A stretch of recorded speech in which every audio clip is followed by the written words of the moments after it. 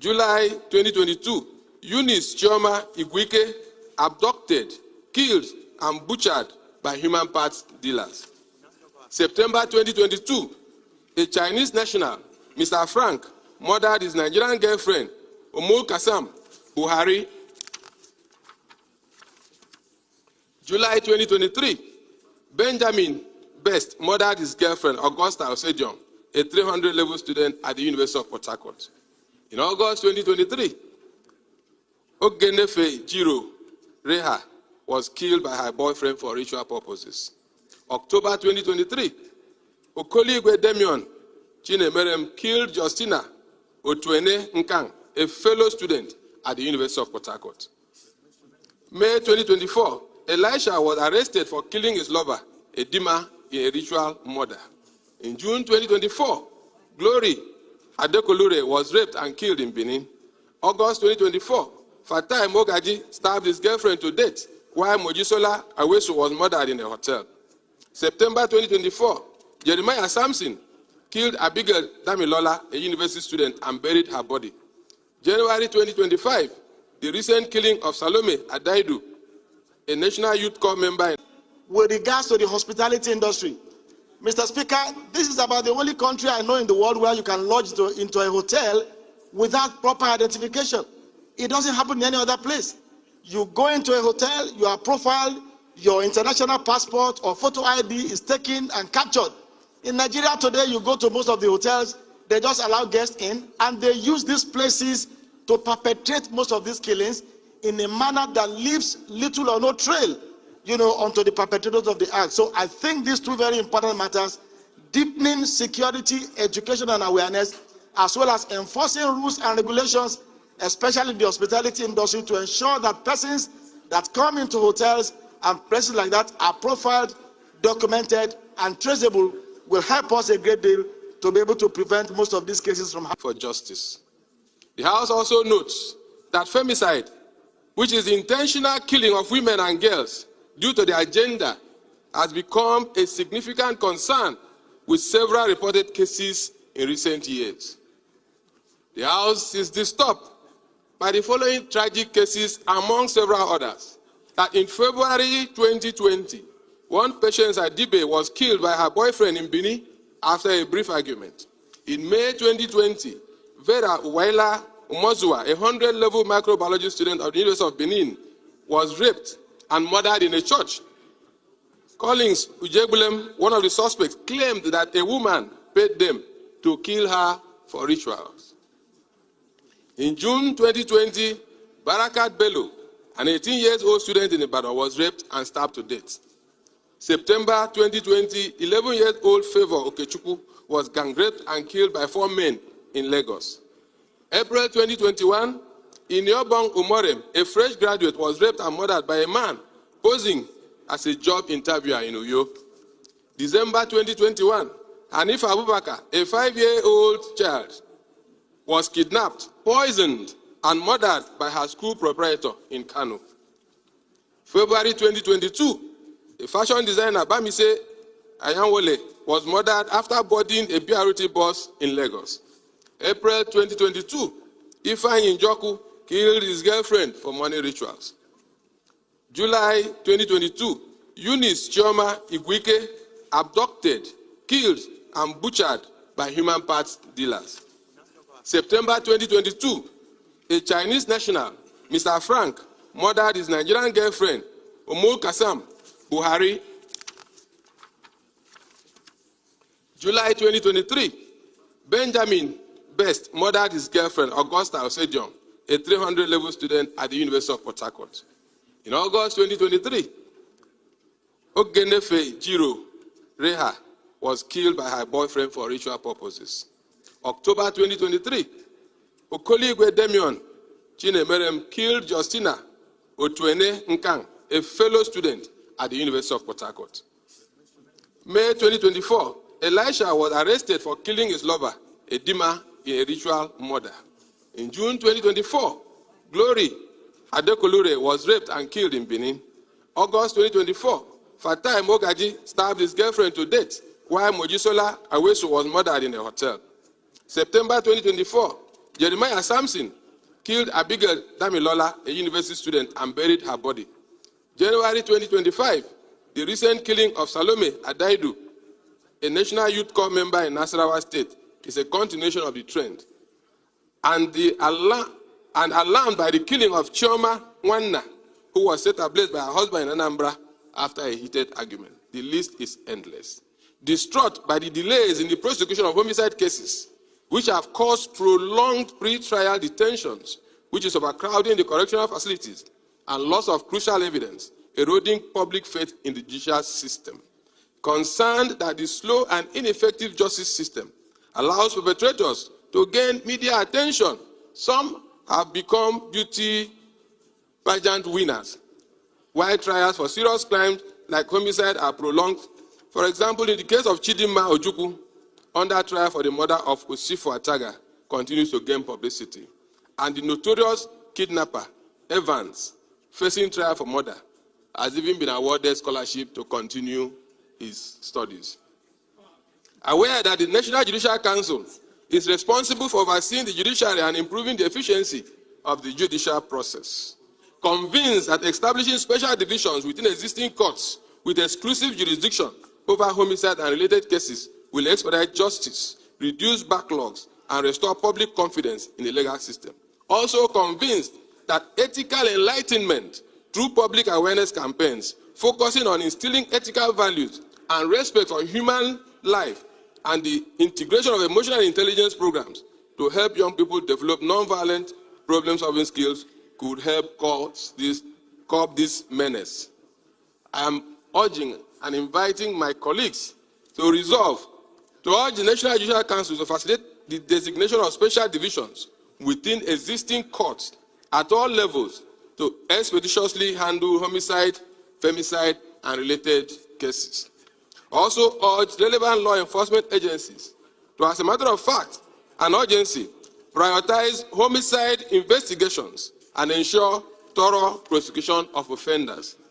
Further urge religious organizations, the National Orientation Agency, and other advocacy groups to initiate public awareness campaigns focusing on instilling ethical values and respect for human life, and to promote programs that educate young people on the dangers of ritual killings, murder, and manslaughter.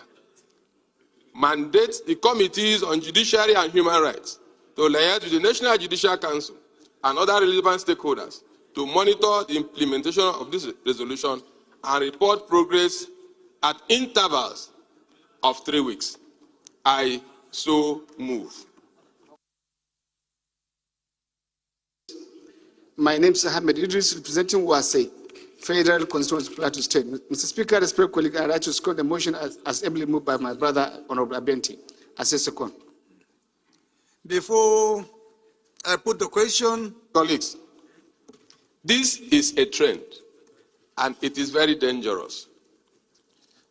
A long while ago, we may not have known exactly what we had done or what we were doing at that time. It started small, and agencies responsible for its regulation didn't pay attention. When we would sit down in our homes laughing, looking at the screens, and we will be saying, Nani sacrifice. The Nani sacrifice has metamorphosed into what we find today as Yahoo and Yahoo Plus, where even a man will build a hotel and put 30 graves. What are those graves for? We do not know.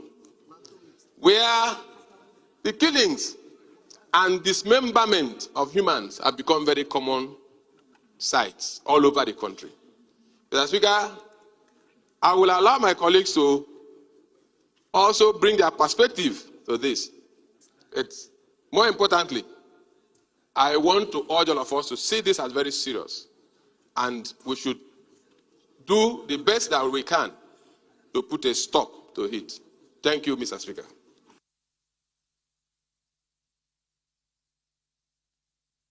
That my colleagues will agree with me that everybody will want to lend his voice on.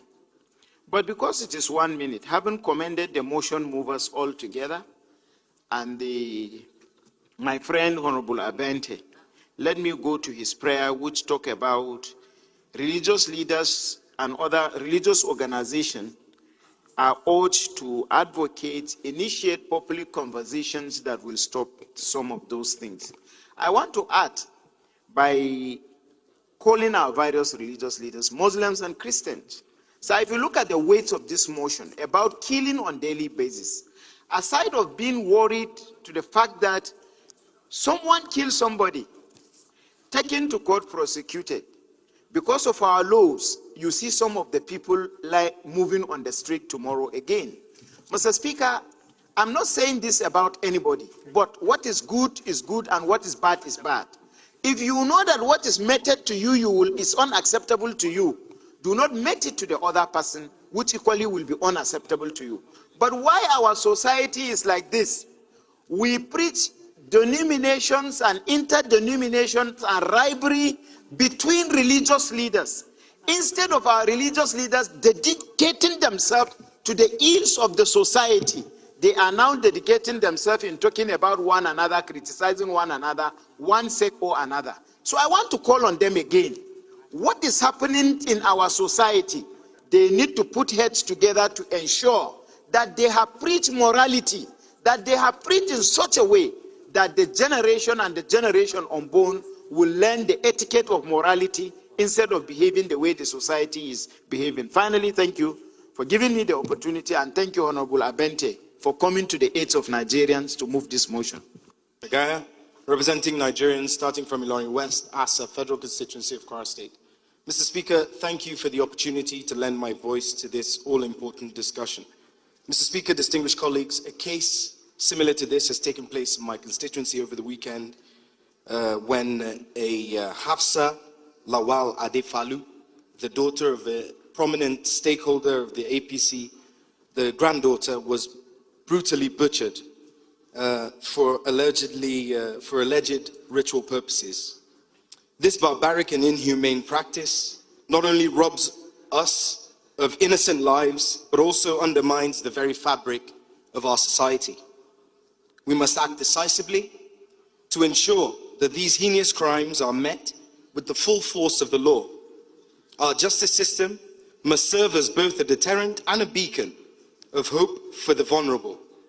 I call on this House to prioritize stricter legislation, improve law enforcement capacity, and invest in public awareness campaigns to eradicate the culture and silence surrounding these atrocities.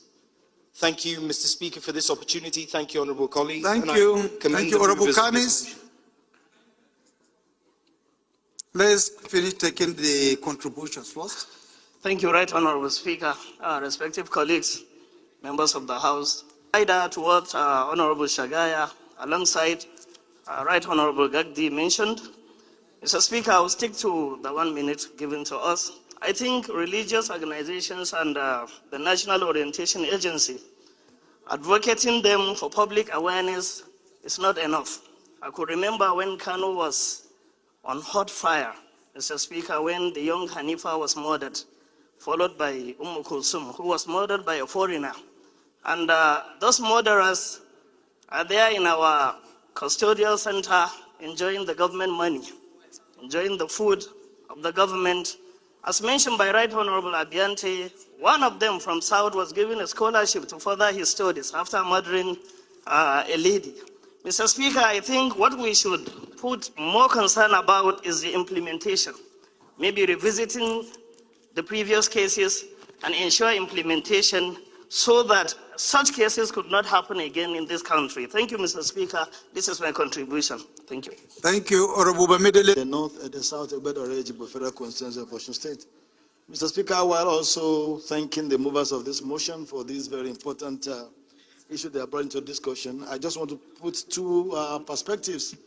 The first one is the need for us as a country to deepen our security awareness education.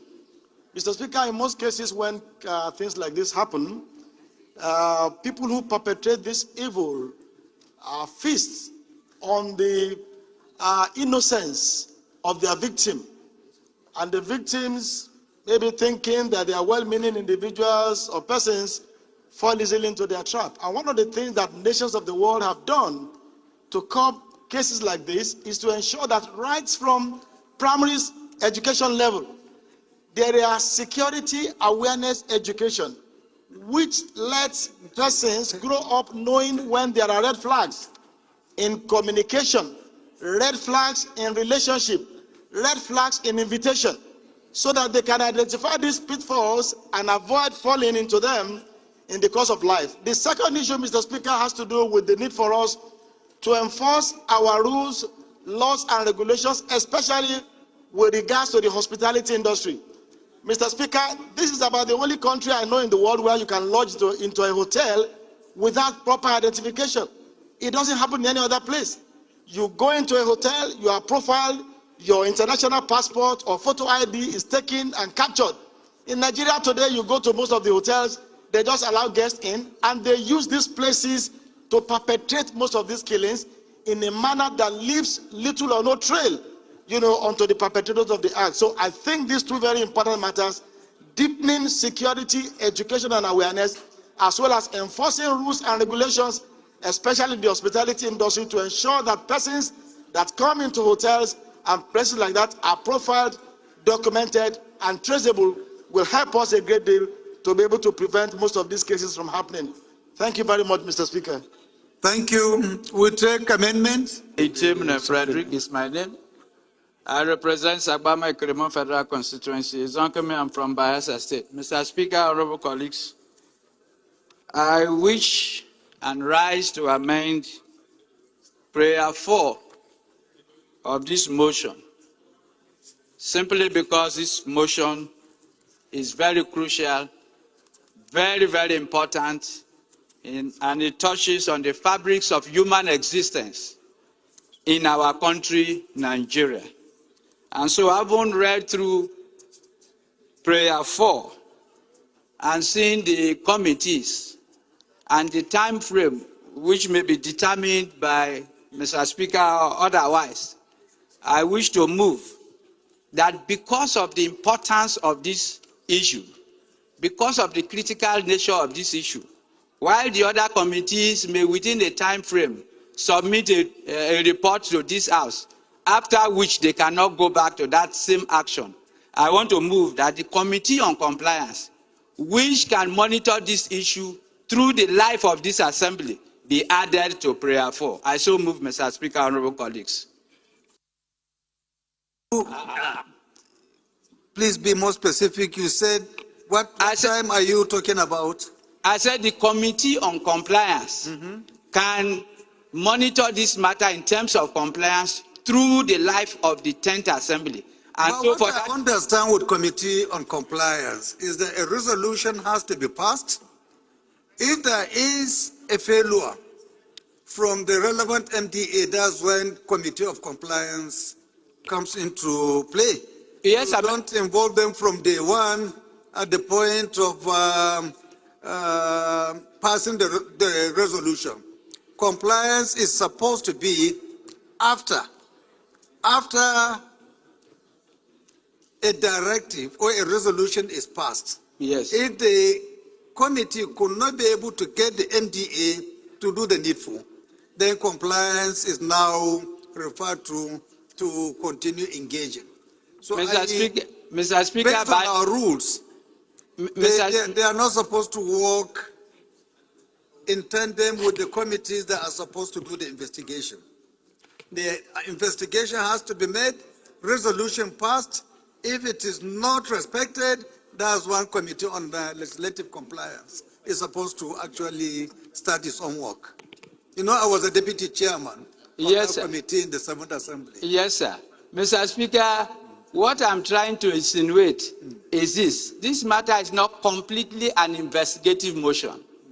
It is an emotion where facts and figures have been presented that has taken place in this country, and that the appropriate committees are so recommended by the movers of this motion is to the extent that you work with the MDAs to ensure that appropriate actions are taken within a time frame, Mr. Speaker. And within the time frame, Mr. Speaker, the committees so prescribed will be required to submit their report to this House. When the report is submitted, Mr. Speaker, this House will not be referring it back to compliance as it were. But if the Committee on Compliance is added to these committees that are working, even when the main committee so prescribed submits report, the Committee on Compliance, by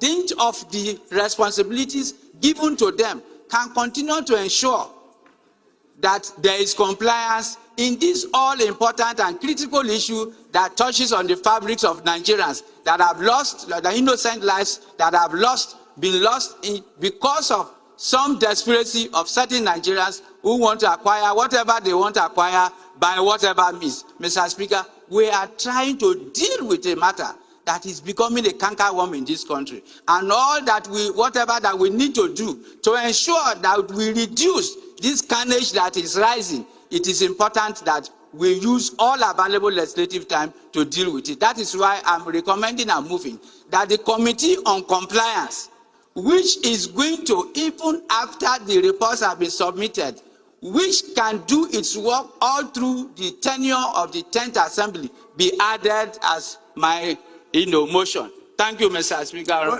Let's hear the opinion of Representing Uwase. Mr. Speaker, I want to lean and be on your own side. Yes, we want this matter resolved as quickly as possible, but when you have conflict of our roles and interests as per our standing order, we may not achieve the desired result of what we want to achieve. So the right position is what you say: allow the committees to function. Thereafter, legislative compliance will come in if there is failure. Thank you very much, sir.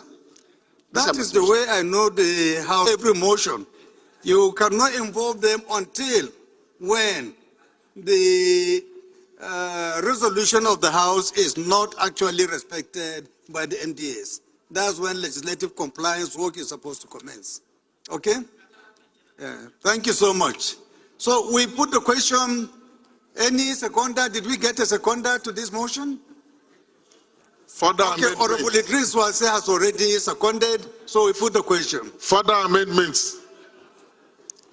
Further amendments. Honorable, okay, is amendment, right?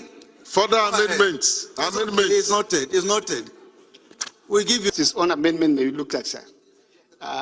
This act is a criminal act, and it is enshrined in our laws, constitution, and in the bylaws guiding the court proceedings. We cannot amend our laws through motions. So I want to beg him to step down, only if he is interested to come with an official. There are states who are doing this, but they have to come through enactment of law, sir. Thank you, Bonge. These are my own contribution. Those should say aye. Those against should say nay. That is it. This motion is referred to the committees on judiciary, human rights,